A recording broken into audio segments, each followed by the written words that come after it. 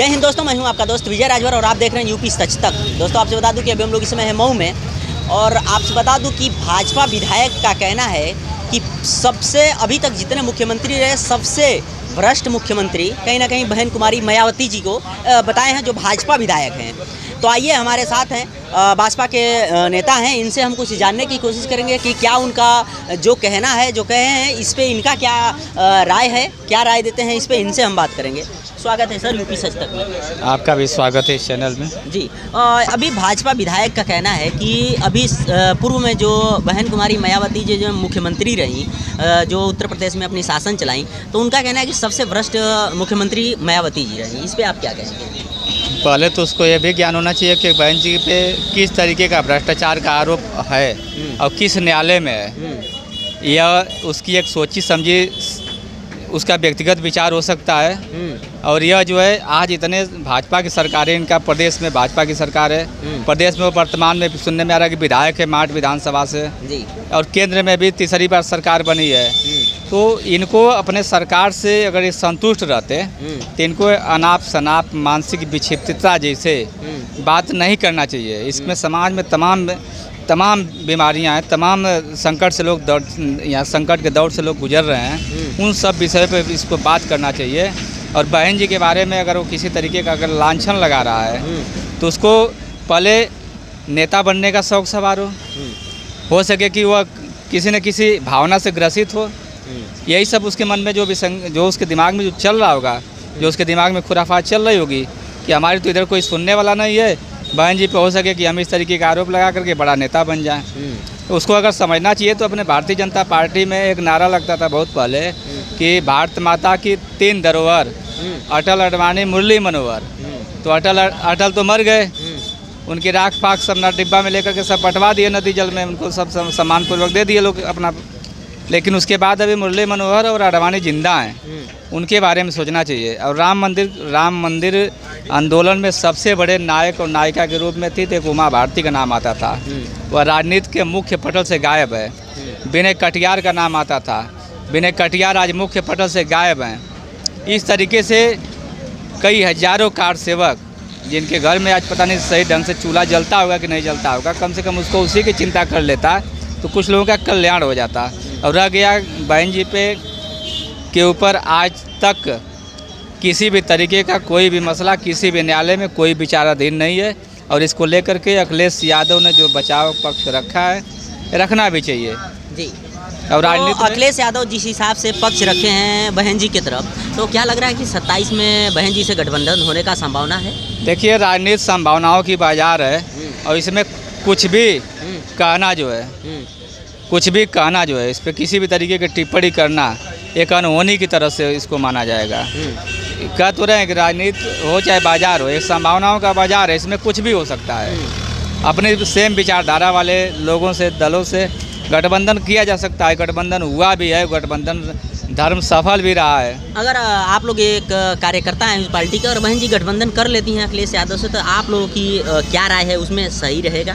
देखिए, बहुत देर हो चुकी है। अगर बहुजन समाज पार्टी ने जो 2019 में गठबंधन किया था लोकसभा में समाजवादी पार्टी के साथ, उस गठबंधन को उस समय न करके अगर यह गठबंधन 2022 में उत्तर प्रदेश के चुनाव में किया जाता और उसके बाद 2024 में किया जाता, तो यह भारतीय जनता पार्टी दिल्ली के किसी कोने में पड़ी हुई रहती अब तक। अच्छा, अभी जिस हिसाब से 21 अप्रैल को आप लोग भारत बंद को लेकर के तमाम जगहों पे कार्यक्रम चल रहा था, और वहीं पे देखा जाए तो पटना में जिस हिसाब से चमार लोगों पे लाठीचार्ज हुआ, तो उस पे आप क्या कहेंगे? देखिए, हम बता रहे हैं कि 9 साल से भारतीय जनता पार्टी की सरकार है, 10 साल हो गया इसका भारतीय जनता पार्टी की सरकार है केंद्र में। एक भारतीय जनता पार्टी, भारत सरकार के पास एक कार्यालय हुआ करता था, रोजगार कार्यालय, केंद्रीय रोजगार कार्यालय। यह सरकार में आने के पास सर्वप्रथम उसको बंद कराने का काम किए सब, जिससे कि पूरे देश के जितने बेरोजगार हैं और रोजगार का डाटा इस पर कलेक्ट नहीं होता है, इसलिए आप उसको जब कलेक्ट नहीं होगा तो उनके लिए योजना बन नहीं पाएगी। इनको धीरे धीरे ख़त्म कर दिया जाएगा। इसी देश में जो है श्रमिक कानून में देखिए संशोधन की भारतीय जनता पार्टी, जो 8 घंटा को बढ़ा करके 12 घंटा करने का काम की। या पूंजीपतियों को जो है समझिए कि ये हाड़ मांस मजदूर को पूरा तरीके से समर्पित कर दिया, नहीं बेच दिया उसको जो है। जिस हिसाब से लग रहा है कि आप लोग जो आरक्षण को लेकर के 21 अप्रैल को तमाम जगहों पे धरना दिए, तो क्या लग रहा है सरकार को उससे प्रभाव पड़ेगा, कुछ लाभ होगा वो करने से? देखिए, इस पे अभी एक आधिकारिक कोई अभी नोटिस तो नहीं आई है, लेकिन सरकार बहुत दबाव में है और इस क्रीमी लेयर में कोटा को जो है यह अपना विधेयक सरकार जब भी सदन चलेगा, संसद चलेगी, उसमें विधेयक ला करके इसको नवी अनुसूची में शामिल नहीं करेगी सरकार, तो उसके बाद जो है इससे बहुत बड़ा आंदोलन होगा, जो कि सबकी पूरी जिम्मेदारी सरकार की होगी। जी, चलिए, ये चाचा जी हैं, इनसे हम बात करेंगे। सर, कहीं ना कहीं आपके हिसाब से अभी उत्तर प्रदेश में जिस हिसाब से मुख्यमंत्री रहे, तमाम मुख्यमंत्री रहे, आपके हिसाब से सबसे अच्छा मुख्यमंत्री कौन है? सबसे शानदार माननीय योगी जी चल योगी जी। अच्छा, कहीं वहीं पे भाजपा के एक विधायक हैं जो कह रहे हैं कि सबसे भ्रष्ट मुख्यमंत्री रही तो बहन तुम्हारी मायावती जी, इस पे आप क्या कहेंगे? नहीं, बहन जी भी भ्रष्ट नहीं रही। कानून व्यवस्था तो वही भाजपा विधायक का बयान था ये। भाजपा विधायक कोई दलाल वलाल रहा होगा। आजकल काफ़ी विधायक तो योगी जी से भी नाराज हैं। काफ़ी मंत्री योगी जी से नाराज हैं कि हमको लूट का छूट नहीं योगी जी दे रहे हैं। देखिए, हम कोई राजनीतिक पार्टी से बंध कर बात नहीं कर रहे हैं जी। हम इस समय भारतीय जनता पार्टी के वरिष्ठ सदस्य हैं, नेता हैं, मगर ये भी नहीं कि हम अंधभक्त हैं। अगर जहाँ भाजपा गलत करती है हमको कष्ट होता है। जनहित में काम करना चाहिए, जनता के हित में सही काम करना चाहिए। मगर योगी जी की सरकार बहुत बढ़िया चल रही है, मगर इसमें ब्यूरोक्रेसी बहुत हावी है। अब पता नहीं योगी जी स्वयं इनको छूट दिए हैं कि उनके ना जानकारी में यह मनमानी कर रहे हैं, मनमानी रिश्वतखोरी कर रहे हैं, कमीशन खोरी कर रहे हैं। इसी विकास भवन में 7-8 कर्मचारी फर्जी नियुक्ति वाले हैं और मैंने जांच करवाया, यहाँ तक कि हाई कोर्ट से आदेश भी आया है। कलेक्टर को भी मैं दिया, मुख्यमंत्री को भी दिया, मुख्यमंत्री के संज्ञान में है और वहाँ से आदेश भी आया है। और अगले महीने में 10 तारीख को CDO साहब जो है कमेटी बनाए त्रिस्तरीय, जिस कमेटी में SDM सदर मऊ है और राजस्व अधिकारी हैं और ये PD हैं, परियोजना अधिकारी जी। मगर अब तक कोई कागज को सही ढंग से मंगवाया नहीं गया। और यहाँ एक स्थापना लिपि है, चंद्रशेखर।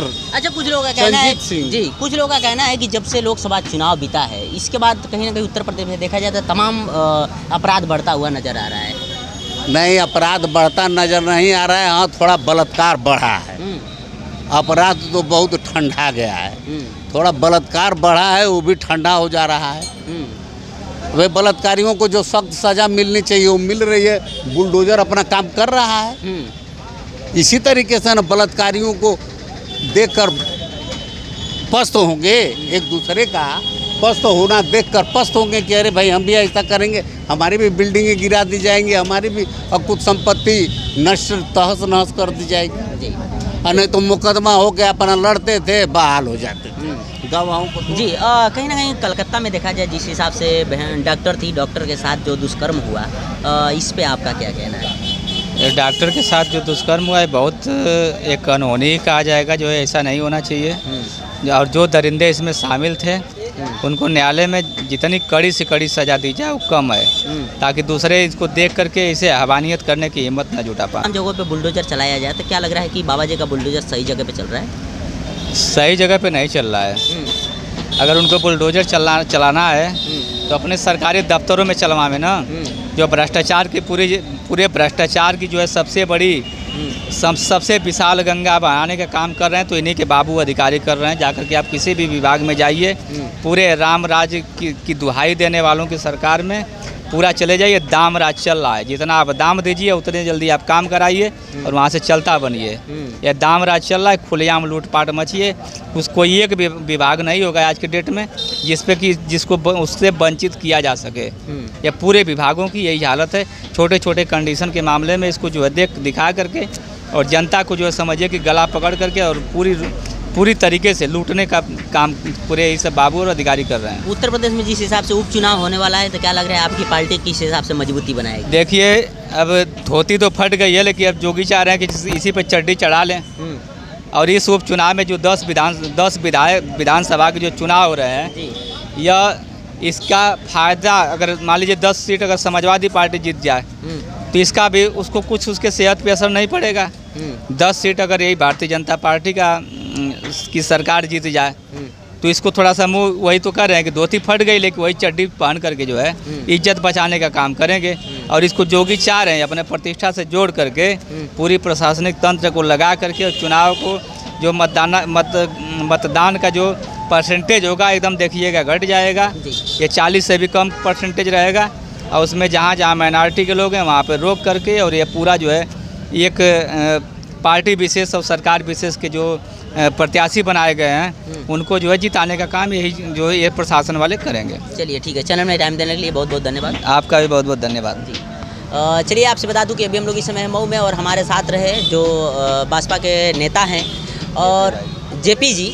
और जिस हिसाब से भाजपा के विधायक ने जो बहन जी के ऊपर आरोप लगाया कि मुख्यमंत्री में सबसे वरिष्ठ मुख्यमंत्री कहीं ना कहीं बहन कुमारी मायावती जी रही, बाकी उन बातों पे लेकर के तमाम बातें इन्होंने कहे। बाकी इनके बातों से आप कितना सहमत हैं?